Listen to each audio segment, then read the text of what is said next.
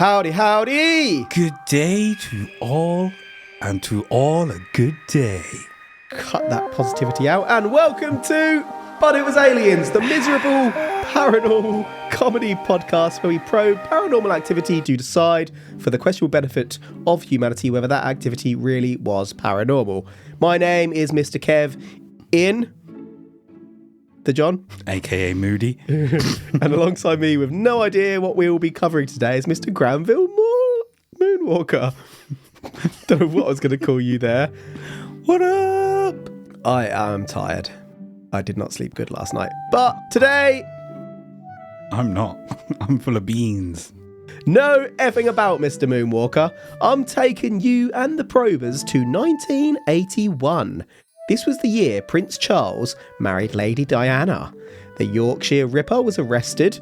The year of the first London Marathon, Crazy Fools, and the year of another first in the United States of America. Brookfield, specifically. Whereabouts is Brookfield? It's specifically in the United States of America. Do we find out specifically where it is? No. We just know it's in the United States of America. Would you like me to Google it for you? Any of our listeners are from Brookfield. Where is Brookfield? Or if any of our American listeners know where Brookfield is, where is Brookfield? Mr. Kev in the Moody John is now looking it up, and I'm going to ignore everything he tells me about it, just so you guys can tell me, because I've already asked. I've searched for Biddy, Brookfield. biddy, biddy, bum, bum. It's going to be one of those days for me. Southeastern One of those Wisconsin, nights. son. Feel better for that? Was that important for you?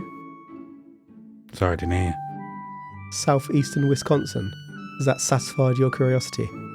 You lost last night, didn't you? You're in a very salty mood today. Promise you it's not because of that. It's because I slept like shit. Because you lost. Got emotionally damaged. It's your birthday. We're recording on your birthday, but not doing your birthday episode because you can't drink today. Yet. Indeed. So we'll save that. We begin today's probe on the afternoon of February the 16th, 1981. Happy birthday. Thank you. Debbie Glatzel was with her boyfriend, Cheyenne. Arne Cheyenne Johnson. Cheyenne's 15-year-old sister, Wanda, and Debbie's 9-year-old cousin, Mary, were also with them. Debbie's boss, Alan Bono or Bono, depending on whether you like U2, who was also Debbie's landlord and lived in the apartment next door to Debbie's, invited the group to lunch at a local pub. Alan Bono was a bit of a brash 40-year-old businessman of sorts and had recently returned from Australia, where he had some form of plantation. Bono shared that he was giving up alcohol next week, so was going to get smashed, and begun ordering bottles of wine for the group, which, to remind you, consisted of 2 children. Nobody else was really drinking much, but Bono kept ordering them in. After lunch, Bono was pretty drunk, and the girls went to get pizza before heading back to the kennel. Bono joined. There, Bono, who to reiterate was smashed, began gearing up for a fight, rolling up his sleeves and smacking his fist in his palm, that kind of thing. I guess the alcohol had hit hard by this point, so Debbie told everyone to leave. Bono grabbed Debbie's cousin Mary and would not let her go. It was at this point that Cheyenne headed back up to the kennel and commanded Bono to let 9-year-old Mary go. Let her go! Bono let his grip slip momentarily, and Mary made a break for it, leaving Cheyenne and Bono squaring up, peacocking, with Debbie trying to come between them. Cheyenne then begun growling like some sort of animal. Growling! Before Debbie and Wanda saw a shiny object briefly as a scuffle ensued. In the scuffle, Bono hit the floor. When emergency services turned up, they discovered that Bono had about 5 wounds to his chest, including one huge slice from his stomach to the base of his heart, though he was still alive. Nobody had actually seen the stabbing directly. Cheyenne had wandered off after the event in some kind of trance and was found by the police a couple of miles away. When picked up, Cheyenne said that he didn't mean to hurt anyone and that he couldn't remember anything. Cheyenne then said he needed help because he had a drinking problem. Bono passed away a few hours later, and when Cheyenne was told that, he became incoherent before falling asleep for about 20 minutes. So, they got drunk, had a fight, he knifed him in the fight, but in his blind rage and panic, he obviously didn't mean to hurt, well, he might have meant to hurt him. He claims in the moment he meant to hurt him, but didn't go in with intent, I guess. Got into a fight and things happened. If he was drunk at the same time, that trance could be that realisation that he's actually hurt someone. The drunken comeuppance. Oh no, what have I done? Yeah. Oh no. And then... You're not quite sober after you've done something really stupid, and you just sit there wondering why you did it. And then why did you do it? Becoming incoherent afterwards is finding out that he died and the shock of it all. Yeah. And then falling asleep could literally also be part of the shock. Just passed out. I don't think you fell asleep, you just passed out. Yeah, drunken pass out. Or was it? Bum. Pass out. Bum. Boogie, woogie, woogie. Now let us rewind, dear probers, for the killing was not the start of our tale. David Glatzel was an 11 to 12-year-old boy in 1980. David's family had just acquired a rental property and went over to clean the property up. As David was walking around the property, suddenly, David caught a glimpse of an old man. David turned around, turned back, and the man was in front of David. The man pushed David across the room and shouted that he would kill the family if they moved in before leaving. David was left in a quivering heap on the floor. When his sister Debbie Glatzel walked into the room, Debbie thought that David made up the event and was using the man as an excuse not to help out with the cleaning. David had fully committed, sending himself flying across the room, obviously. David was freaked about the apartment. As the days moved on, things didn't improve because this wasn't the last David saw of the old man. The old man began appearing during the daytime and muttering in what appeared to David to be Latin. Not only that, but the man began appearing more and more beast-like in appearance, with big sharp teeth becoming more and more apparent with every appearance, along with horns. Nobody else in the family saw the old man and assumed David was being a shit. The family would be convinced soon enough. Ooh. Strange noises began coming from the attic at the family house. Meanwhile, David began experiencing night terrors. Next came unexplained bruises and cuts over David's body, and within 12 days of the first sighting of the old man, David was going through episodes where he was not himself. David would look at the floor, and when he looked up, his expression had completely changed, as if he wasn't David anymore.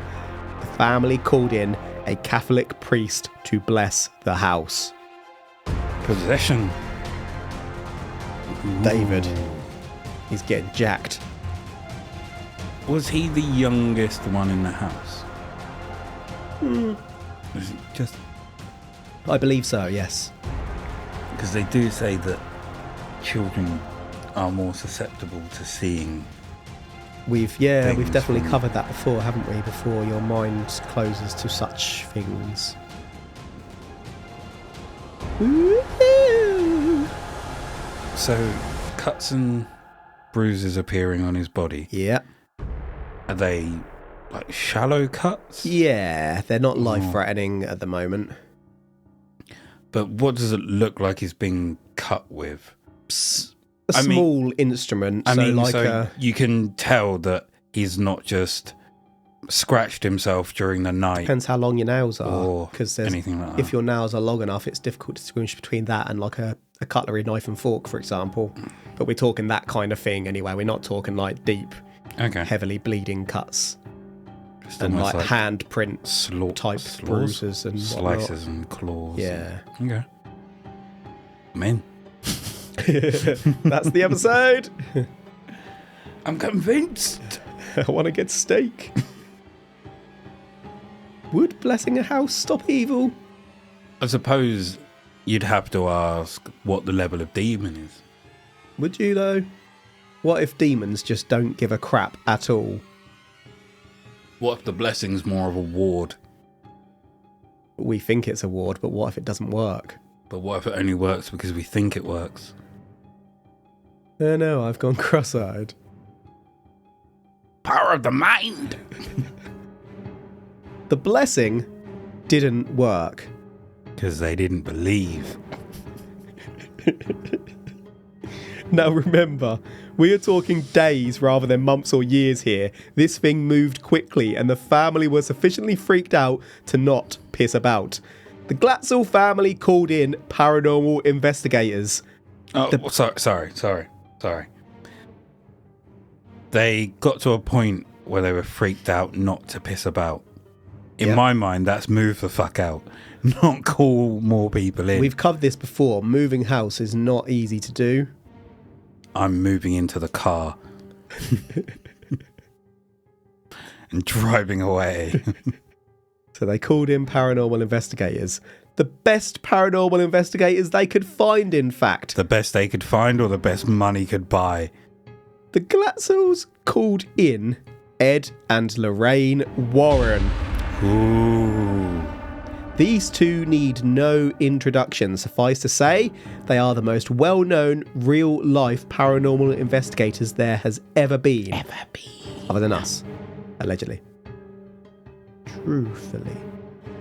In her visit to the family, Lorraine Warren, who I guess you'd say was the medium or experiencer of the duo, like Granville, witnessed a black mist beside David. This was a sign of demonic possession. There's a black mist beside you. Yeah. I don't believe. Both Debbie and David's mother explained to Lorraine that they had witnessed David being beaten by an invisible force, with red hand marks appearing over David amongst other events.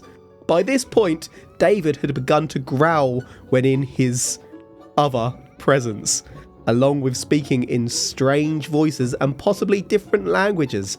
Mainly though, he would growl. This was serious. David also begun quoting both the Bible and Paradise Lost, which is a huge poem by John Milton dating to around 1667, today available as a book, focusing on the biblical story of the fall of humans through the temptation of Adam and Eve by fallen angel Satan and their resultant expulsion from the Garden of Eden. The Warren family diagnosed multiple possessions. Upwards of 40, in fact, as David named about 43 separate demons inside him. He knew all their names? This one's Keith. This one's Bill. He was just reeling off names. Is he having Bobby? When he Steve, goes under and Steve another too. one takes over, so he just sat around like a campfire having a chat with them.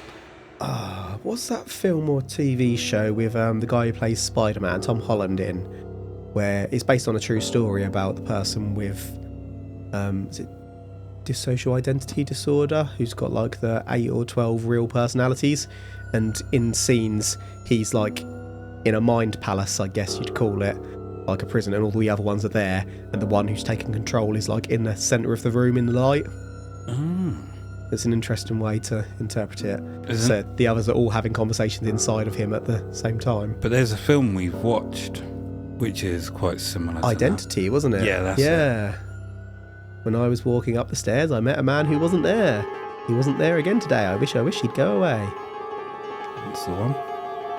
That was a really good film. I really liked that, yeah. The Glatzel family petitioned the local church to allow an exorcism of David. A prerequisite to exorcism is a psychological evaluation. The church have to be sure. David's mum refused the evaluation. David, in his growly form, predicted that stabbings and a death were coming. In October 1980, the Warrens contacted the police to warn them. Is this a picture of David and his mother? It is, yes. Now, Growly David. I've got two things to ask. Mm-hmm. I've got two answers to avoid. Do you think Really? that demons target children because it's easier for them to almost come through? Partially. Because if not, and they could target adults, they're dicks for targeting children. Well, and I think that's the other part of it, because if they're truly evil, then they're being They dicks. don't care, do they? Yeah. They're purposely being as dicky as they can. But if you were to, say, take over a baby's physical body hasn't yet got the ability to do a lot of what a child can do, so therefore there'd be no point going too young. But once children are mobile, the fun begins.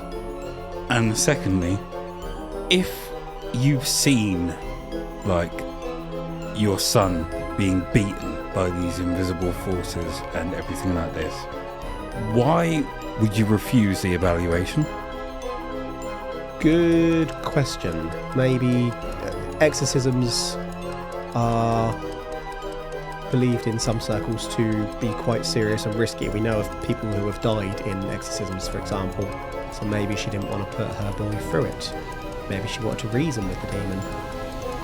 Maybe they thought there was another way. Maybe she wasn't fully convinced. She was trying to do what she could, but she had 1 foot in, 1 foot out, and wasn't quite ready to take She that didn't step. believe. Maybe she didn't.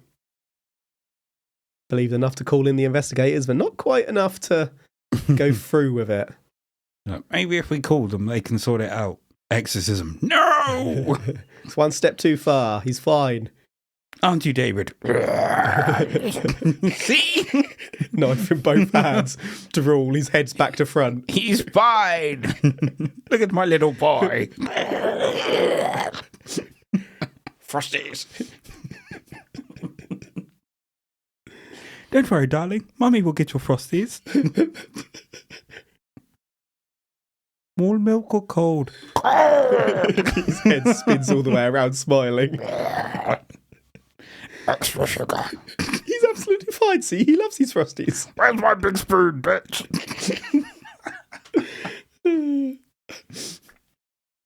He's always like this. Cranky in the mornings. He's moving his head back to front. Yes, quite. He's very flexible, our David. Gymnast, actually. Going to be in the circus one day.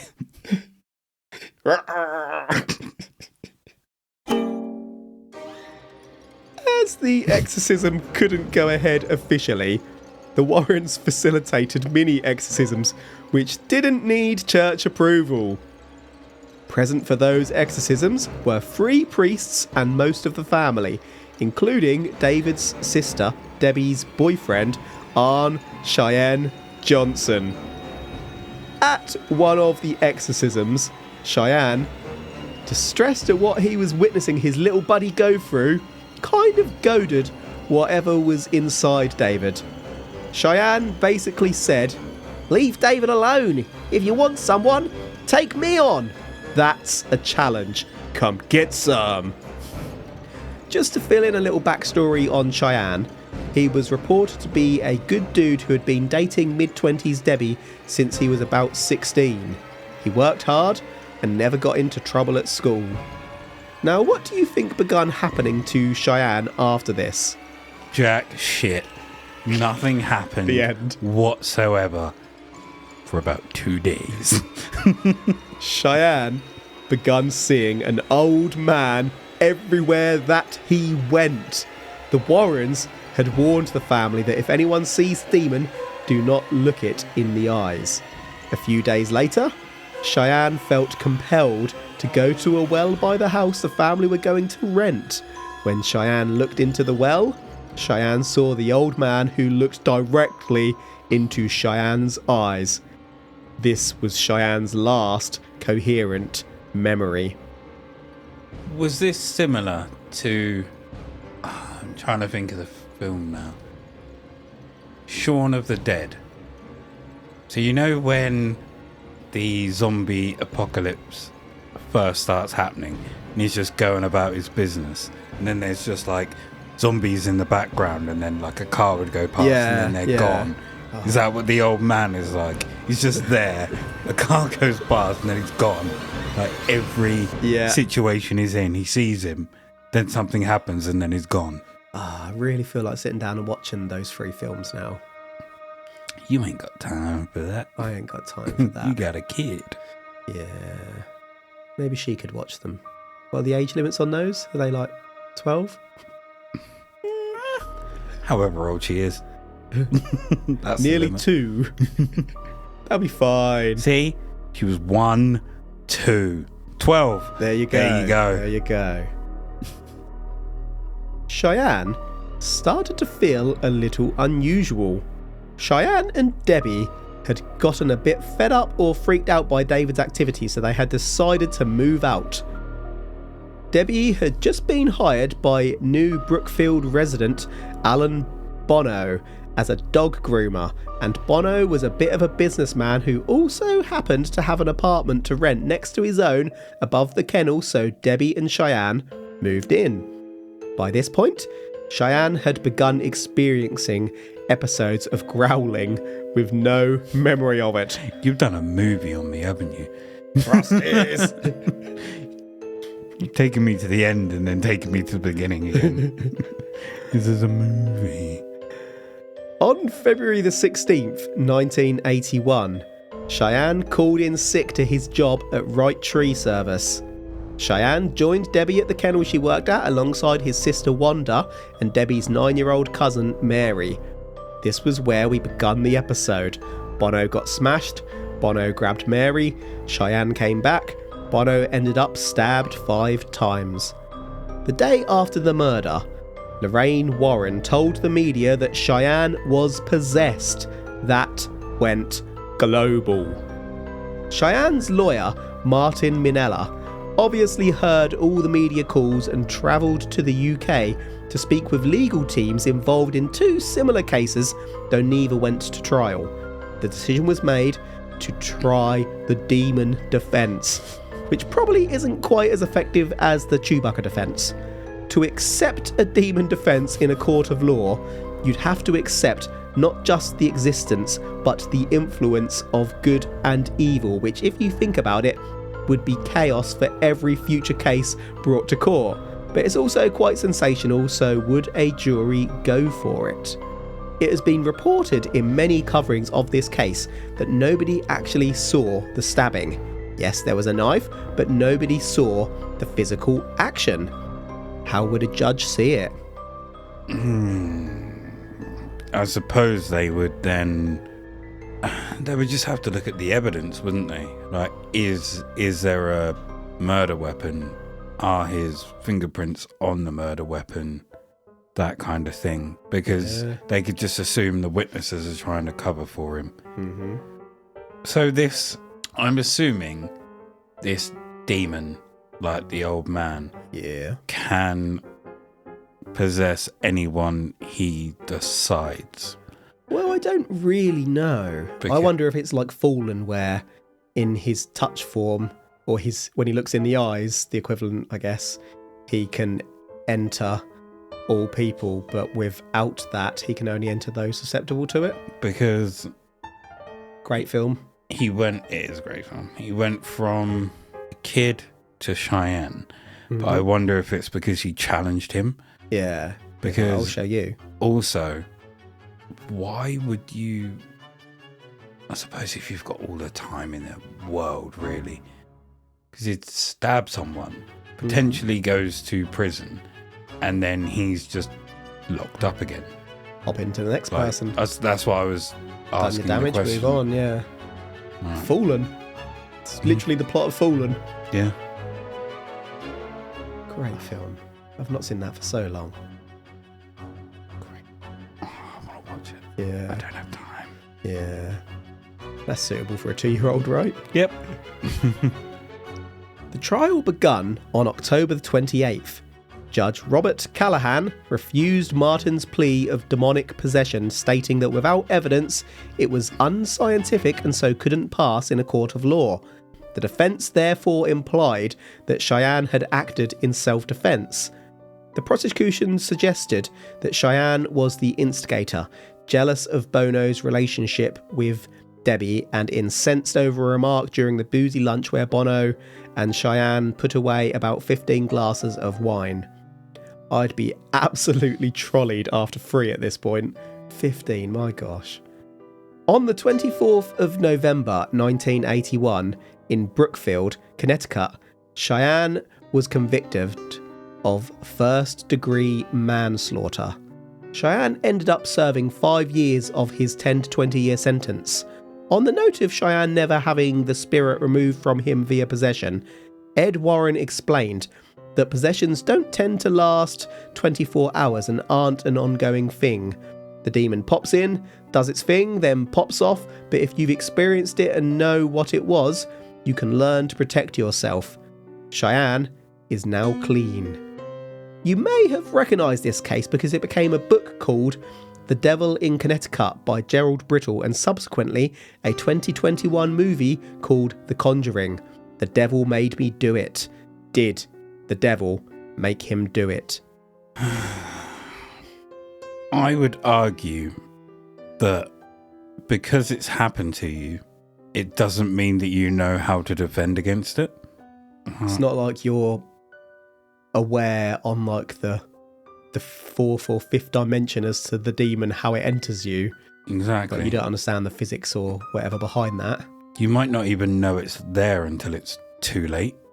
Like, you could just go, and you're under.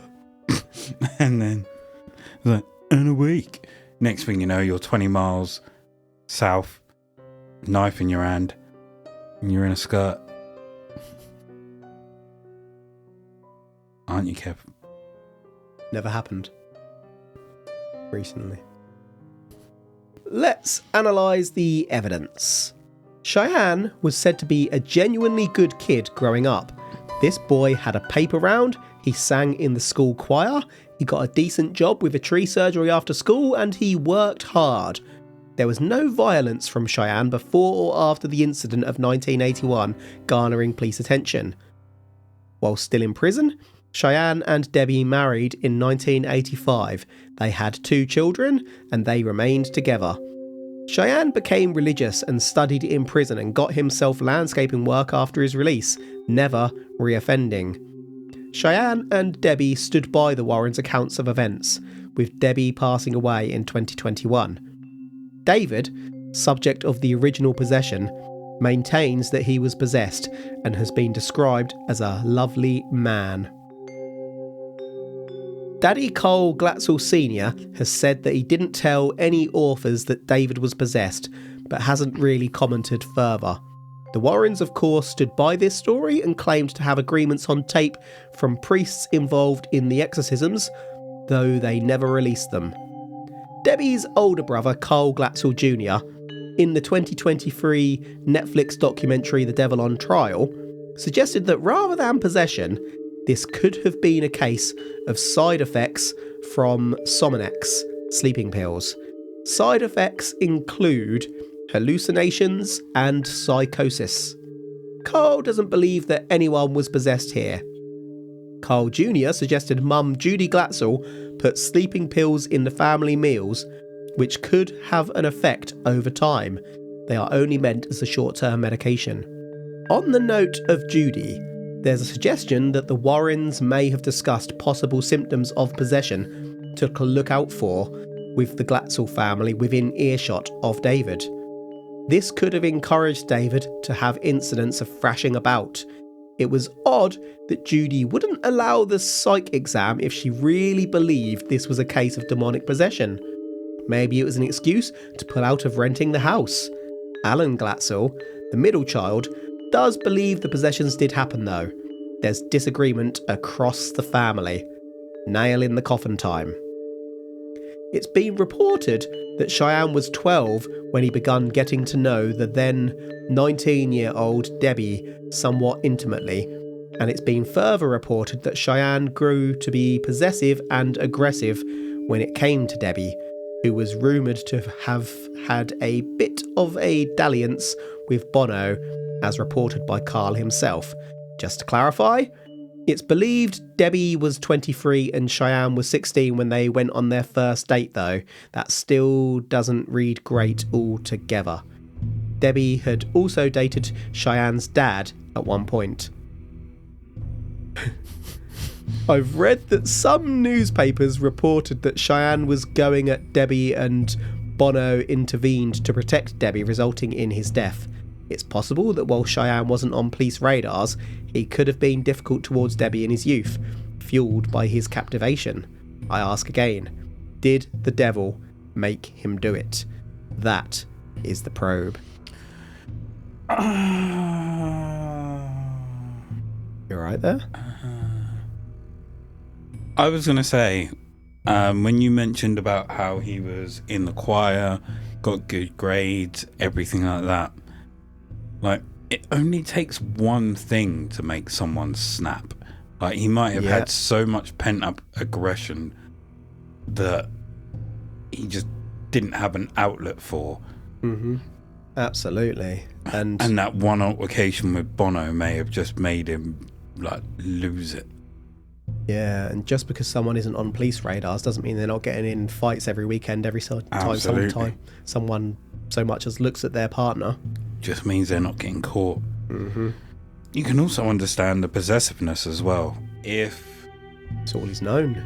I wouldn't say understand it really, but I mean, if he's 16, she's been with someone, or she's been with his dad in the past, so therefore potentially someone's Bono's age anyway. This is a crazy dynamic, isn't it? You can also understand why he would be on edge.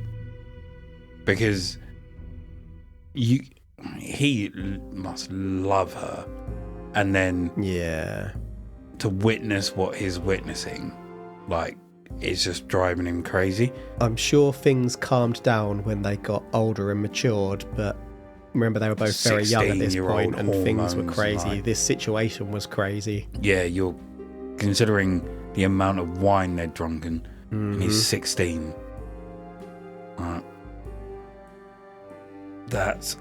I'm not saying that I advocate for him stabbing Bono. I just kind of understand the situation.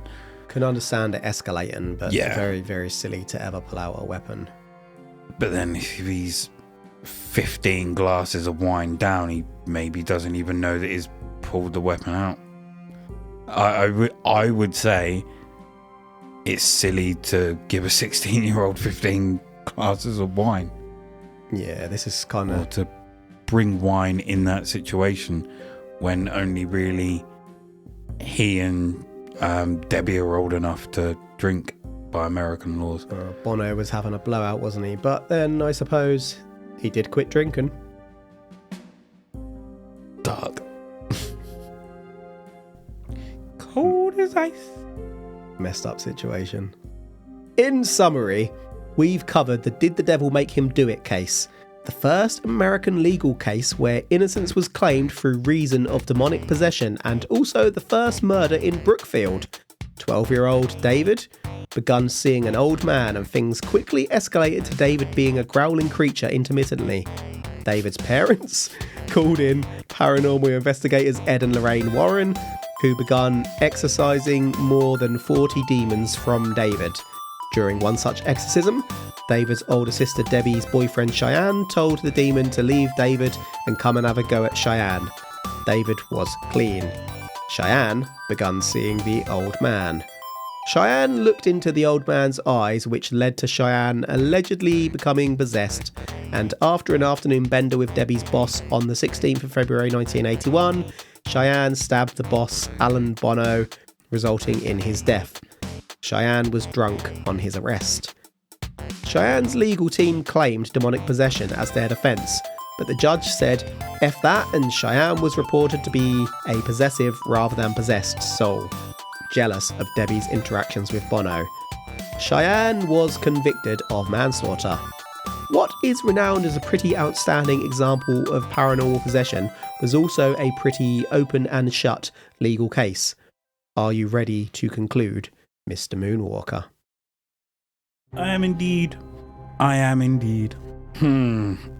Well, just before you do, I'm probably just going to mention that we haven't covered that the Warrens were supposedly pieces of shit. Maybe we'll touch on that if we do any of their other cases, but all sorts of allegations of abuse and crap, and yeah, Almost. forcing a girl to live with them and abusing her for years. Yeah. But yeah, we glossed over the Warrens a little bit, so just to acknowledge that. Are you saying that it was demons? No. I think it was literally a case of alcohol and rage. Yeah. Too much alcohol, too much rage. Especially at that young age. They might have... I think words were said and just the alcohol took over. Yeah. There are some people that can drink alcohol like excessively and be absolutely fine, and then there could be a certain drink that turns them violent. Yeah. Like Alizé. Yeah. I mean, I'm on a similar page here.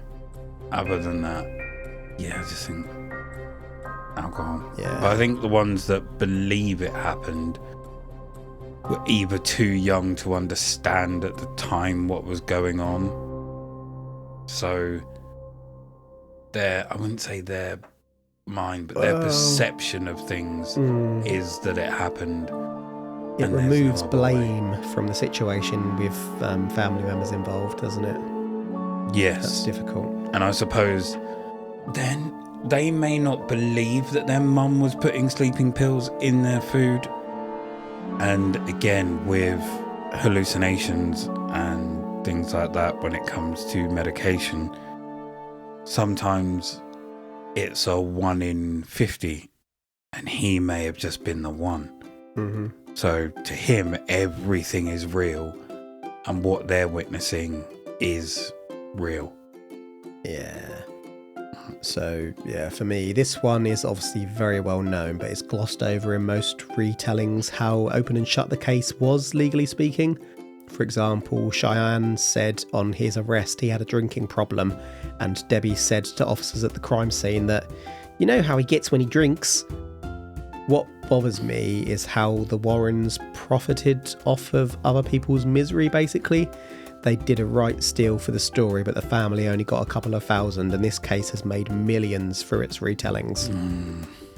But yeah, I'm not saying that it was demons. Any final thoughts before we say goodbye, Mr. Moonwalker? Stop being miserable.